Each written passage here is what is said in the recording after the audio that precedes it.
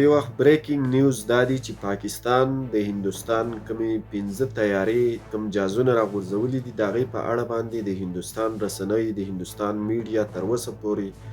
د دې تصدیق نه دی کړی د دې خبرې، هغه د دې نه انکار کوي.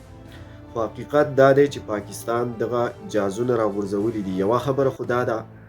چې کوم 3 جهازونه راغورځولی شوي دي نو د هغې په انټرنیشنل میډیا باندې په بین الاقوامي میډیا باندې باقاعده تصدیق شوی دی او هغه د انګلینډ یو خبري ادارې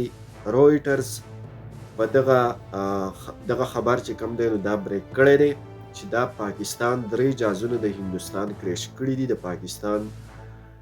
ایر فورس دا راغورځولي دي. د دې سره سره د هندوستان په اړه باندې که موږ خبرو وکړو، د هندوستان یو اخبار دی د هندو په نوم باندې کله چې دا حمله وشوه نو د دې نه څو ګنټې وروسته په ټویټر باندې هندو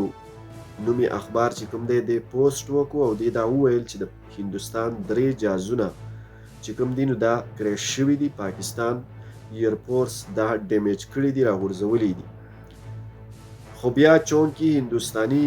حکومت د هندوستان ګورنمنت د دې نه انکار وکړو او هغه پوسټ چې کوم دی په ټویټر باندې چې کوم د هندو نومي اخبار د اکاونټ نه چې کوم پوسټ شوی نو هغه پوسټ دی بیا एकदम فورا دوی بیا ډیلیټ کړی دی. د دې سره سره دا وخت کې دا کومه حمله چې هندوستان کړې ده په پاکستان باندې نو په دې کې دا ویل کېږي چې د هندوستان هغه خطرناک جهازونه هم د هندوستان ایر ډیفینس فورس چې کوم دی هندوستاني هوایي ځواکونو هغه استعمال کړي دي، کوم چې د رافیل په نوم چې کوم خاص جهازونه دي او د فرانس نه اخیستي دي. او د دې خبرې تصدیق د فرانس یو خفیه ایجنسۍ کړی دی په بین الاقوامي میډیا باندې، په CNN نیټورک باندې، په CNN نیوز چینل باندې د فرانس یو خفیه ادارې دا خبر چې کوم دی دا خپور کړی دی. هغې دا ویلي دي چې په دې 3 جهازونو کې یو جهاز چې کوم دی د رافیل چې د فرانس جهازونه دي د هندوستان دا د پاکستان ایر فورس ډیمیج کړي دي، دا کریش کړی دی، راغورځولی دی. باقاعده هغې د دې خبرې په خپله باندې تصدیق کړی دی ځکه چې دا جهازونه چې کوم دي دا د فرانس دي او هندوستان دا د فرانس نه اخیستي دي. نو فرانس د دې په خپله د دې خبرې تصدیق کړی دی. په دا هم ویلي دي چې زموږ جهازونه چې کوم دي دا ډېر سټرانګ دي، ډېر مضبوط دي، خو د دې د پرواز او د الوت او د اپریټ کولو طریقه د هندوستاني پایلټانو سره نه وه نو هغې په دې کې ناکامه شوي دي